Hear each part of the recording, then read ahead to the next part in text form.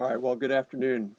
Sorry for the little hiccup with starting our technology, but hopefully it's going to be working fine. I'm Rob Atkinson, I'm president of ITIF. We're having, I think, a really interesting discussion today on how physical distancing today could reshape the digital economy of tomorrow. And we're already obviously all experiencing that, in part by listening to having a virtual event that ITIF is hosting here. But the coronavirus has highlighted important gaps in our public health system. It's also highlighted gaps in our broader digital system, and that's what we really want to explore today. Two main questions that we want to drill down on. One is, to what extent is the current physical distancing of today going to reshape the digital economy of tomorrow? Will these changes be temporary, or will we kind of quickly revert back to our old analog ways? And secondly, what do we need to do to prepare better if there is another crisis like this where we have to physical distance? What does Congress and other governments need to do? If you're interested in more detail of that, I encourage you to look at a new ITIF report, Digital Policy for Physical Distancing, 28 stimulus proposals that will pay long-term dividends. I'd also add that we're going to be hosting several webinars on these topics, drilling down a little deeper. Tuesday, April 21st, we're having one on the homework gap, and the next week on the 29th on telehealth. So also just quickly add, if you're watching on itif.org, there's a Q&A form under the video. Please feel free to ask questions, and if you're on YouTube, there's also links to there. So let me introduce our two speakers. First speaker is David Moschella. David is a research fellow at the Leading Edge Forum, where he explores the global business impact of digital technologies. I've had the pleasure of knowing David for over almost 25 years now, and he's really one of the smartest people I know on digital technology. He is the author of several books, including a recent one, which I can't stress how important, how interesting and useful the book is. It's called Seeing Digital, a visual guide to industries, organizations, and careers in the 2020s. And then Daniel Castro, who is the vice president of ITIF, in charge of all of our internet and digital policy work, and also leads ITIF's Center for Data Innovation. So David, let me start with you. You, I think, made a compelling argument that the reliance on the digital world is going to increase sharply because of Corona, and there's no turning back. We're not going to go back to the old ways. Can you say a little bit more about that? How do you see that playing out? Yeah, I mean, to me, I think it's just become clear to all parties just how important the tech industry is and how it is the main thing that is getting us through this period, and where on earth would we be without it? And I think that change in public perceptions is very important, and changes in behaviors and attitudes will lead to a lot of things that I can go into it if you like. Yeah, you mentioned also, I think that, you know, up until now, I mean, it's almost like one of these quote first world problems that we can afford to engage in the tech lash. You don't hear much about the tech lash these days. It's more the opposite. Yeah, absolutely. I think in many ways the tech lash should be over. That, you know, technology has sustained us through this period, and then when you look at the main critiques of privacy or automation or monopoly power or fake news and these things, they're all real issues. They all need to be addressed in various ways, but they just pale in comparison to the value of having businesses be able to continue to function through this time, for people to be able to work at home, for people to be able to stay in touch with one another, for people to order their food and get medical cares online. And so I think, you know, the public was never all that much into the tech lash. It was largely an issue in political and media circles. And, you know, I guess my bottom line is I think this whole period will take a lot of the bite out of that the issues will linger, but the ferocity and sort of seriousness of the critique will diminish significantly. And I think that's a good thing, because I always thought a lot of the criticisms were exaggerated. Sure, absolutely. You know, the other, I think, interesting thing that's going on now is you're seeing certain companies that really are either stepping up or being in a good position to take advantage of the importance of digital technology. Company now that we're using, obviously, Zoom. That's a great example. Company that's really thrived because of this. You've argued that the ability to operate in the isolation economy, if you will, is going to reshape value chains and lead some, again, a term you've used, isolation economy players to see their position strengthen.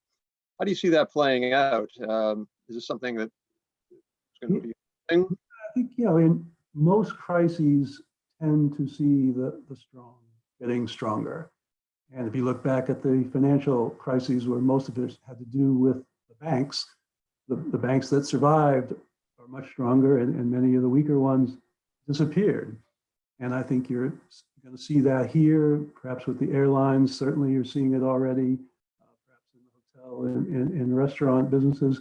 You look at something like the grocery business and the delivery business of who really can get through this period and prove themselves, because there are tremendous, from a business point of view, opportunities here to establish a brand, a trust, and a strong connection to the consumers. And clearly, some are doing that better than others. And sort of more fundamentally, just from a so-called isolation economy perspective, you know, companies are re-examining their entire value chains from a user safety perspective in mind. And they've been doing that on an ad hoc basis ever since all this started. But now they're starting to learn, they're starting to systematize that, they're starting to industrialize that. And the learnings of how to operate with a higher threshold of safety are sinking in and are things that, you know, the more agile and effective companies will embrace. And it all tends to reinforce that getting stronger dynamic. Sure. Daniel, I want to have you jump in, but just one more question for David. You know, that leads to this point about both automation and in the industrial and logistics space, and also flexibility. I mean, we're seeing now, for example, GM is you know, heroically producing ventilators, but it's taking a little bit of time, and our industrial system is not as flexible as it could be. In the report we wrote on Monday, released on Monday, we talked about the importance of that and the importance of government support for what has been termed digital manufacturing or smart manufacturing. How do you see, again, that playing out more in the, but not just factories, but logistics, more automated transportation? It seems like that's going to have to grow as well. Absolutely. I mean, automation was also one of those things that people were really worried about. It was going to destroy our jobs and diminish our worth. And it turns out it's the thing that's keeping us functioning, and we need more of it. And look at some of the challenges that are in front of us. How does the US government get money into individual accounts fast? How do they automate that? How do banks and small businesses, how do these loans actually get done? You know, how do the schools actually continue to function and learn in a virtual environment? All these things are right there to see who can actually do these things well and fast. And, you know, that's not always a pretty picture, but the needs are there. From a longer point of view, you know, look at something like self-driving autonomous vehicles, which, you know, many of us, as they go, well, how much do we really need them? But imagine how valuable those would be in a time like this, to have cars driving around all night making deliveries without any of the safety concerns that currently exist. So automation is obviously enormously important to get us through this sort of time when people are the vulnerability. And so the value of machines, the value of software has just gone up a great deal. Yeah, absolutely. Daniel, you've before we jump into the policy space, do you have any thoughts on that? Yeah, I mean, I think, you know, one thing is clear is that, you know, we're definitely depending more and more on technology. When you look at the adoption numbers that we've seen in recent weeks, you know, we talked about innovation and, you know, the typical S curve that you see with new technologies, where it starts slow and then you have this rapid adoption in the middle, and at the end it starts tapering off. We've seen adoption numbers incredibly high for things like Zoom, where before, most people weren't video conferencing. For Disney Plus, where they went from 0 users as a service that launched in December to 50 million users last month. I mean, these are really high numbers. And so you see, there are a lot of digital services that have been around for a while now. Things like, getting your groceries delivered, doing food delivery from restaurants, where this technology has been around for a while, but people didn't take that step of actually adopting it. And there's always that friction of how do you get new users on board? And in some sense, the pandemic's created this really, big opportunity to have a huge shift towards digital, because there's the inertia on the consumer side and there's the inertia on the business side. You think about small restaurants that they never go and put their menus online. They don't actually enable the delivery of services. And getting over that hump is really important. And obviously after the pandemic, some of this might go away, but a lot of those users are going to remain. And so I think that's where there's this big opportunity with services like telehealth or online education, where we've gotten past that chicken and egg dynamic. We're not sure how you get started, and now we're finally there. I do think, though, we still might want to be a little cautious about maybe writing off the tech lash. This morning, they started this paper hearing in the Senate Commerce Committee about privacy. So even, amidst all our concerns right now about how are we going to actually be able to track, when there's a new wave of outbreaks, how are we going to know who has it if we come into contact with these people, how we might start using location data to better pinpoint and do contact tracing. They're holding a hearing right now in the Senate Commerce Committee where they're asking questions about, do we need to increase privacy rules? How can we better lock down this data? And so I think the challenge is, if you ask the average American, do you want to see us doing more with your data to address, public health during the pandemic? They would answer yes. But you don't have groups organized in that fashion. You don't have, groups committed towards using innovation, using technology, using data to save, grandma. They have groups that are organized around how do you limit privacy? How do you go after big businesses? And so I think that's the dynamic that has to change. Sure. I want to sort of jump in. It reminds me of the European situation, where one of the biggest opponents of GDPR, or at least the framing of it, was the Swedish Oncology Association, because all the doctors and researchers said they felt that that was going to limit vital use of data and analytics for cancer. We're seeing the same thing now with COVID. Daniel, I want to ask you a question about data, and David as well. Data availability and the ability to collect it and analyze it in almost real time is playing some role, but it seems like it could play a much bigger role if we had the systems in place. Any thoughts on that, and particularly what Congress or the administration might be able to do in that space? Yeah, I think there's a really big opportunity here to think nationally about these issues. Can we create a pandemic data task force to identify where the holes are in the data infrastructure? Because you see a lot of them. So for example, one of the big holes is a lot of the data that we are collecting is being collected at the state level, and all the state level systems have different standards. They're not collected in the same format. Bringing all that together is difficult and impossible. I mean, you hear reports of the CDC receiving emails and faxes, giving them updates instead of any kind of standardized system. So even getting that public health data into one reporting system would be useful. But then there's lots of other state systems, the educational data systems, the state electronic health record systems, prescribing data. All of this needs to be interoperable, interchangeable, so that you can perform national level analytics. The second part of that is around privacy. So the rules and regulations that determine how this information can actually be shared. One of the challenges we see right now is that with the health data privacy laws we have, most of this is under HIPAA, but that only applies to healthcare providers. So some of the best health data that we could use to track outbreaks, understand the trends, are locked up in records that we really don't have access to. So that's why you're seeing really interesting analytics come out of things like the makers of a smart thermostat, where the smart thermostat's a consumer product that doesn't necessarily fall into a HIPAA regulation.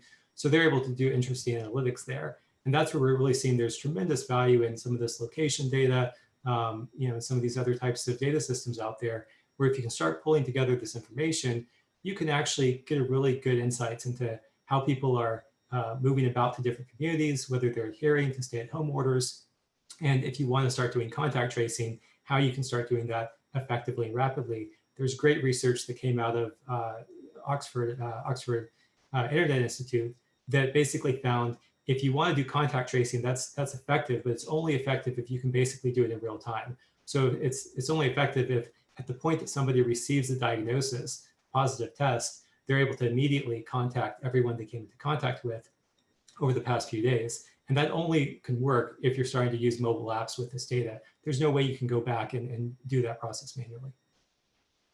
Daniel, David, I want to have you come in on this, but that raises a couple of things. One, which we will get to at another ITIF event, but that's really about universal wide-scale access to devices.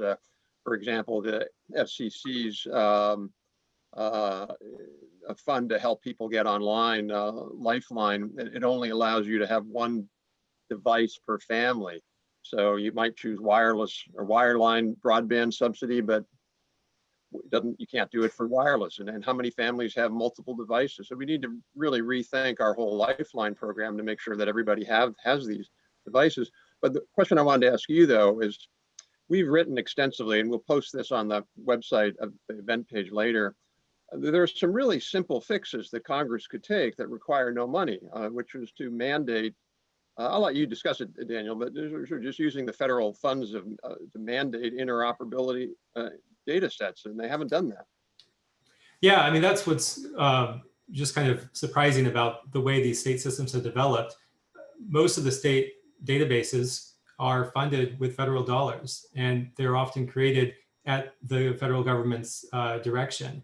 But the federal government typically stops at the point of saying, create these databases, collect this information, and they don't actually tell them, in what format we're going to do this so that it's all collected in the same way, or they don't create a reporting requirement that actually requires the data sets to be fed back. I mean, one of the challenges we saw play out already with the coronavirus pandemic has been around the records for airlines, where airlines weren't able to provide clear information about here's passengers that were on this flight, and here's where they were sitting, and who they were next to when they have a known patient who was infected. And it's those types of limitations where it's basically regulatory policy that's holding back creating the data in the way that we should be creating it for public health purposes. And that's a huge problem. And so that's why I think we have to re-look at the data collection, the data sharing, the data protection regulations from the perspective of, is this set up to deal with a pandemic, which clearly, not enough people have been thinking about. Yeah, and I think your point about having, there'll be lots of certainly congressional efforts after we're through the immediate crisis to really look and see where we failed and where we need to go forward. And the idea of having some kind of data task force, I think, is an excellent place to start, or one place to start. David, any thoughts on this question? Yeah, maybe three things come to mind. The first is, even in Brussels, you hear some of the leading figures saying, our own GDPR and related rules are making this more difficult and challenging, something they've put an enormous amount of weight behind. So they see some of the problems that Daniel mentioned and others. But I think an even bigger one is just the situation with China. And yes, we all can be rightly bothered by the way they covered it up and punish people who tried to speak up and all that. But the reality is that China, as well as Hong Kong, Taiwan, South Korea, they've managed this better than we have. Wuhan is open for business, and it didn't spread that much around the rest of the country. And the dawning that those systems, which see data, privacy, and tracking differently, the fact that they seem to be so much more effective is just something that's going to weigh on people's minds, maybe in policy circles, but certainly in the general public. People are trying to understand how come they've done this seemingly so much better. And maybe it'll change, but that's certainly the way it's being seen right now. And the third one is sort of my sense of the tech industry itself. And I think they've missed a trick a bit. I would have liked to have seen a Google or a Facebook speak more up to how they think they can use this data effectively within sort of our context of privacy or whatever, but just to have more of a voice in there. I think they've taken a back seat for whatever reasons, maybe aren't doing as much as they could along those lines. So you see it's really quite an international story on data, and the three major parts of the world, US, Europe, and Asia, see it quite differently with quite different results. Yeah, before I want to move on to e-government questions, Daniel, it strikes me that, one of the big points that you both have really raising, which people aren't talking about very much, is that the privacy debate in the US has almost 100% been focused on individualism. What about me? What about my data? What about my privacy? And not about what Amitai Etzioni would call communitarianism, which is, wait a minute, what are we all in how are we all in this together? And maybe data sharing can be good for the entire society.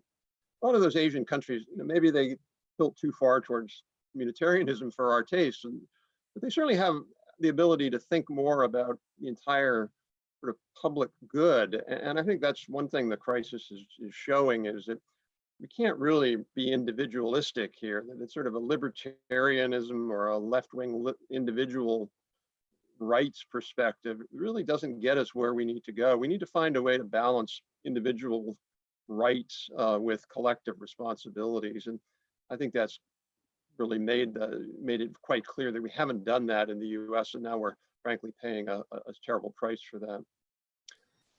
Yeah, we call that the shift from me to we, and certainly in the data sphere you see it all, but you also see it in just who's taking the risks of this period. The frontline workers, that people rightly focus on the healthcare, but the people in the supermarkets and the people in the warehouses and the drivers, and essentially many of the lowest paid people in society are delivering the most value and taking the most risk, while the rest of us are here working at home talking. And so I think that's part of the me to we equation as well, that there are some sort of fundamental realities that don't feel quite right. Yeah, but at least my privacy is protected. Indeed. Daniel, I want to segue over into, really, to me, the pretty significant failure of government in this space, in the sense of being able to seamlessly provide services online. I was noting that my bank sent me an email saying that all of don't worry about if you have any problems, you can do it online, but if you need to talk to a customer support agent, all our customer support agents are all working, and they're working from home. I had to deal with the Social Security Administration recently regarding my taxes, and as every time I do this, the website failed to work. Really terrible website interface. So there's a number you can call, but when you call it, it says, "I'm sorry, but we're not working because of the coronavirus." It really just, to me, struck me as how backward the government sites are. That the private sector is to be able to easily deploy technology to have people work at home. The government hasn't. And then we see that with unemployment insurance websites that I assume have not moved to the cloud and had adequate provisioning, so that they crash under this load. Again, easily preventable if they had done what they should have been doing. I don't mean to be criticizing CIOs. Oftentimes they're doing the best they can do with very limited funding resources, but it is a challenge. You want to talk a little bit about that, and maybe what Congress could do about that if there's a fourth or fifth stimulus package? Yeah, I think there's a growing recognition that, of course, digital government has to be a priority. Not only is it necessary just during the regular course of business, but certainly in the case of a pandemic when everyone's trying to work remotely. I think CIOs right now are dealing with two problems. One is they have a whole workforce that's now working remotely, or a large part of it's working remotely, and they're trying to set them up and make sure employees have access to the information resources they need.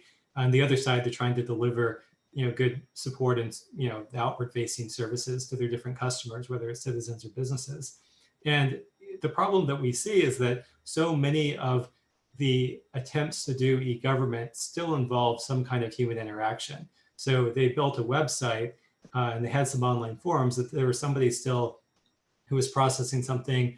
Maybe you still had to, it wasn't unusual for people to be calling a helpline or talking to somebody in person or by phone to verify certain information.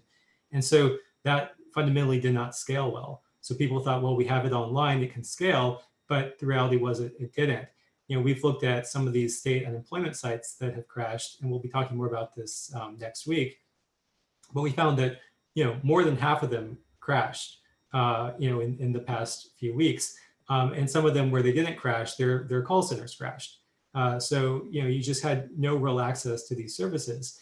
And that's played out, in other areas as well. Certainly Social Security Administration, I think VA's had some of these problems. And, the issue there, again, is that these aren't sites that were designed for scalability. They didn't start in the cloud. They didn't design this for mobile.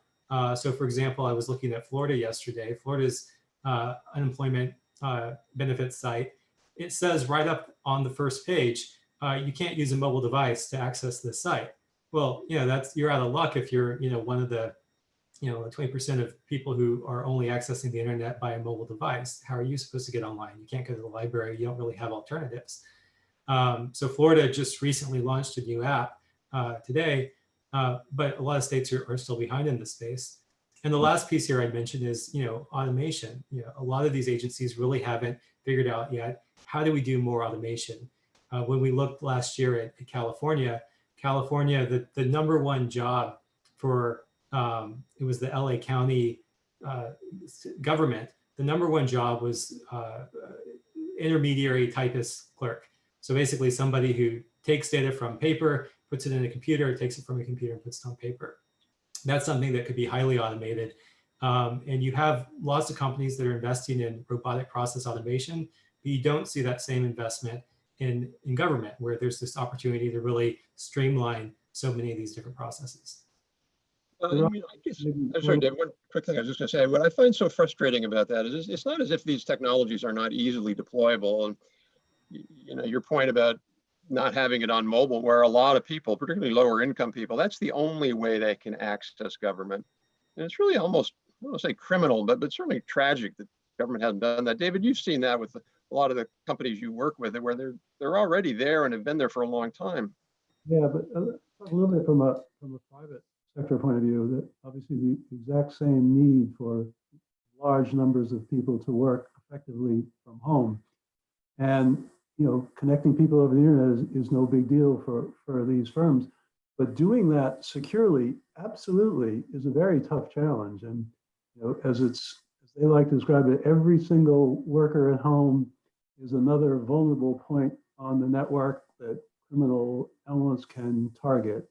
And home systems vary greatly in terms of their configurations, their software, the skills of the user. And the malware that might even be on those systems already waiting to be activated. And so when we look at a lot of our CIOs, and they're extremely focused on how do we have to make working from home, we have to be able to do it. We have no choice. It's the only way to get the continuity we need.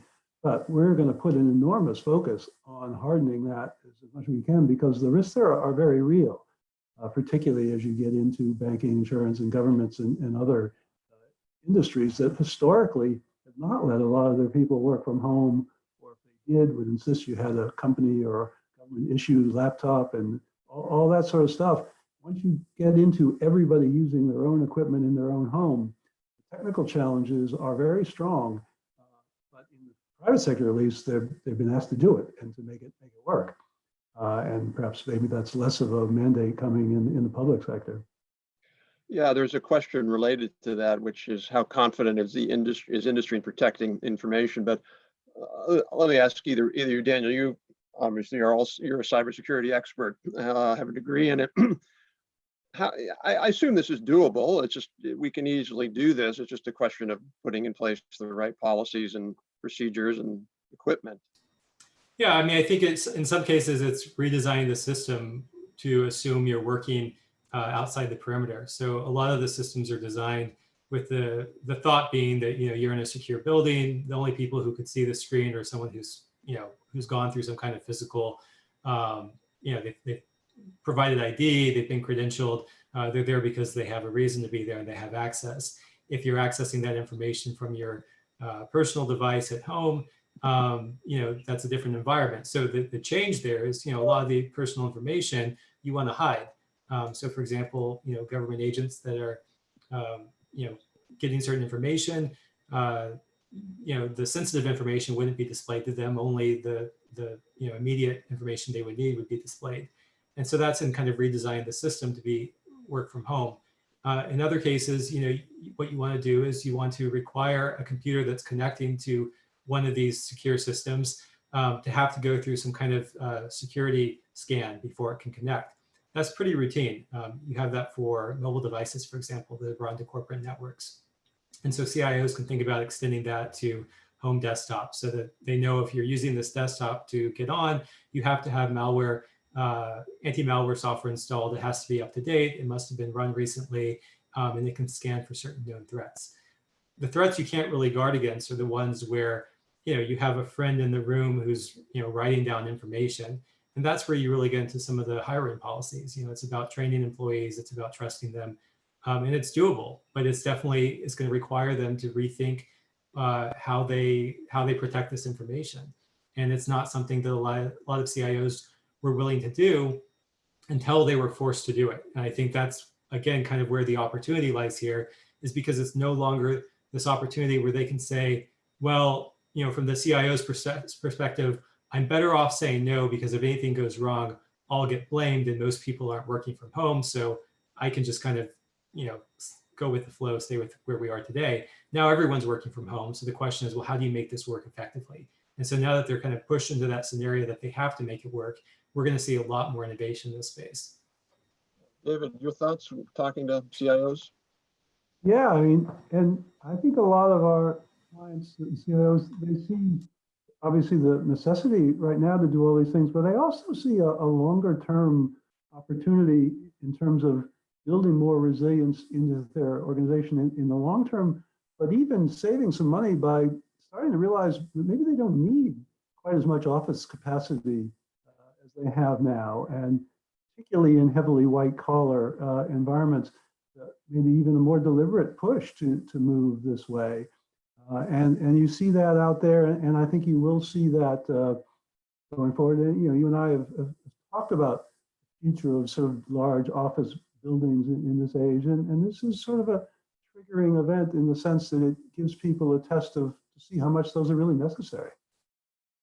Sure. You could see I think there'll be a big restructuring of retail after this. There'll be a lot of retail firms, including big ones, that just frankly go bankrupt because of the short-term crisis. And then pardon? We're on the edge, a lot of them are even before all this. A lot of them are on the edge, and then obviously there's people realize that, hey, I can buy things online. You'll have a more of a push there, and you can see the same thing in the office economy. You're just not going to see the same growth in office. It's certainly a potential. I'm not saying it's going to happen, but it certainly seems like a strong potential. I want to go to some of the questions we had. We have a question from somebody who says, I walked into a supermarket and saw a robot pass by, and it was sanitizing the space, and it freed up team members to address other needs. We talked about robotics in this report we released on Monday. There are really interesting cases where they now have robots that can go in and they use ultraviolet light to kill coronavirus in hospital rooms and nursing homes and things. They're using robots now to engage with patients in sort of simple tests, throat swabs or other things like that, where you don't have to really have a human right next to them and the risk of contagion. Are we going to see more of that kind of thing, do you think, David? I don't think there's any question about it. Certainly within the current virus context, there are many immediate needs that people will tinker with machines, partly because for the safety reason, partly just because they may not have humans to do stuff. And so, the bigger question to me is, all right, let's assume we get through this. Will these sort of forces continue? And that's sort of an unknown. And you can argue that, maybe after 9/11, people thought lots of things would happen, and some of them petered out. But to me, these sort of threats, virus threats, health threats are probably likely to continue. I mean, we've seen SARS and MERS and Ebola and Zika's and all these ones that might have had problems like this one. And so I think you will have that risk going forward. And therefore, as part of the preparedness and part of the industrialization and part of thinking the way you do business in that environment, everybody's going to want to work on those. And the more advanced firms, an Amazon or a Walmart are going to be doing it right now. Sure. I think part of that is the consistency part of it. When you have a robot doing these tasks, you can have, more consistent performance, that it's actually eradicating this, it's doing full coverage if it's cleaning something. I think we're also going to see, if we're talking about kind of technologies of the future, there's going to be a big push towards more contactless options, whether it's drone or sidewalk robot delivery for goods, but also mobile payments. You're seeing the grocery stores where they're covering up the credit card readers, and it's now easier to get out your phone and pay because otherwise you have to go through, the plastic coverings that they have on these credit card payment readers now. It's funny. One of the things that we've long argued or riled against is the couple of states, including New Jersey, that still requires people to pump your gas. You think about how absurd that is today. And I think it was New Jersey, it might have been Oregon, that passed a temporary solution where you could now pump your own gas during the coronavirus. So hopefully that's one of those that becomes permanent. Why would we want to go back to that? But your point is, there are just many, many things like that. And, in some of those areas, it's government just standing in the way. In San Francisco, for example, almost banning, but it's, essentially banning sidewalk delivery robots. You've got places that make state and local governments that make remote e-commerce systems very, very difficult. We've got things where government could just do this better. All transit systems, for example, in the country could easily adopt a mobile app system so that you swipe. You don't need to get a card and all this. So there's many, many things. David, were you going to add something? Yeah, I mean, particularly on the contactless payments, it's just a reality that the rest of the world is already doing that on an enormous scale. And, in America, we're still signing credit card statements with pens and papers and all kinds of touchy things that aren't so good right now. So the modernization and the automation of payments is one that we should do, but most of the rest of the world's already done it. And so we're really lagging there, and it's sort of embarrassing in this context. Yeah, and not to keep harping on our past work, but on many of these areas we've written about. We wrote about Daniel wrote a piece years ago about why some of these countries are in the lead, and it's because they had smart public-private partnerships. And I guess, in I think a lot of the gaps or the holes that have been uncovered by COVID-19 are either holes where the government is getting in the way through bad or dumb restrictive regulations. There are areas where government has simply not modernized itself, like in e-government. And then there are areas where it just has failed to engage in smart public-private partnerships, like around payments, for example, or identity. That's another key point. We have time for one last question. I just want to ask, somebody asked, and I think it's a really important point. There are really two questions that were like this. Not all work can be done remotely. Some activities, such as restaurants, are less likely to be impacted by these physical distancing measures. How do we see that going forward? Are we going to develop into a two-tier society, kind of a remote and a non-remote, or how do you see that all going forward? I mean, it's true that some inherently can be done remotely much more than others, but you will certainly see more stuff. The things that can go remotely will more do that. The ones that can't, restaurants are an obvious one, but sporting events, movie theaters, anything to do with crowds, and movie theaters to me is a very good example of one that is extremely vulnerable because there's an easy alternative to watching movies not in a theater. Restaurants, I think that's in many ways the wild card, because a lot of restaurants aren't viable with 6-foot gaps between everybody. Most of them aren't.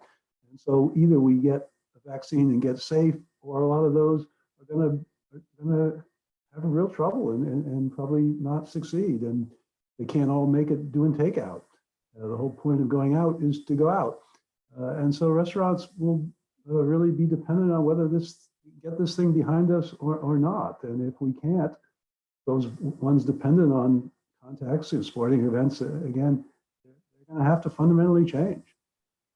Yeah. Yeah, I'll just add that, I think some of the, you see UFC, for example, trying to figure out how to do things online. And then, museums, zoos, I've been, following some of the different zoos. Cincinnati Zoo, for example, does a great at-home safari every day where they walk around the zoo and they do a live chat with their zookeepers. So you do see, I think, some of these groups that, even though a zoo is something that's fundamentally to go see in person, still trying to figure out, well, if we're going to be online, how do we do it more effectively? And I think those types of innovations are great because they're really taking something that was only local and now making it something that's available globally, and that's important as well. Sports, churches, and restaurants are the big three, I think. Yeah, so I want to just wrap up. I know we started a couple minutes late, so we'll go 2 more minutes. Right now, Congress is in the midst of thinking about some kind of new package, certainly an expansion, hopefully, of the Paycheck Protection Program or some analog to that. But clearly, there seems to be an interest in Congress doing something more towards recovery than just once they've dealt with the current response, as they should. Thoughts on sort of what they could be doing here? I mean, one idea obviously is, establish some kind of, task force or commission to really dig down into these questions of what do we need to do. But secondly, certainly there's be an opportunity for big investments in this space or other policy changes. So any closing thoughts on specific things that Congress could be doing? Yeah, I'll jump in with one. I mean, one of the things I think is striking is, in Brussels compared to Washington, in Brussels, I mean, they're talking about already a Marshall Plan. They're really thinking about rebuilding Europe after the pandemic, the way Europe was rebuilt after World War II. I don't think we're having that same conversation here in the US, or at least it hasn't really gotten that same urgency. And that's where I think, we really should be thinking about, how do we emerge from this with, huge investments in foundational digital platforms like, broadband 5G, electronic IDs that we mentioned, but, also electronic health records and, scaling up telehealth, scaling up online education so that these are really systems that enable us to be much more productive and, deliver services, nationally. And that's where, that's something Congress can do. It'll help get a lot of people, jobs after this is over. It'll keep people connected while we're at home, and it'll make the US much more stronger and competitive in the end. It's also what other countries are thinking about. So, we're seeing this as a big inflection point, the pandemic, and the policies we make right now where we do all this heavy spending and make regulatory changes is going to have a big impact. Other countries are seizing that opportunity. The United States should be doing that as well. Yeah, David. Yeah, just and sort of from a broader fiscal point of view, it's always been what can we afford and how much does this cost? But somehow we just came up with $6 trillion out of nowhere. And so the arguments of what you can and can't afford suddenly just fundamentally changed. And so you wonder how that's going to play out going forward. And you see it in Spain today, moving to start to implement a universal basic income. We all have a lot of questions about that, but when you get into this sort of and this sort of emergency and this sort of money is no object, lots of big changes suddenly come into play. And it's not clear to me the arguments that will resist them because we've just shown that we can create huge amounts of money out of thin air and do whatever we want with them if we convince ourselves that we need to. Sure. That's one thing the crisis has done. I mean, clearly, when you go back and look at history, big crises are usually inflection points for some kind of new system emerging to take its place. And I think we clearly could be in one of those now. So, so I want to thank everybody who's been watching. I encourage you to, if you are interested in this and digging down a little more next week, I think it's the 15th, Daniel. We're doing a deeper dive on the e-government question, and then we'll follow on with other ones on, as I said, on broadband access and also education and healthcare. So, so with that, thank you for joining us, and I hope you have the rest of the day is a good day. Thank you.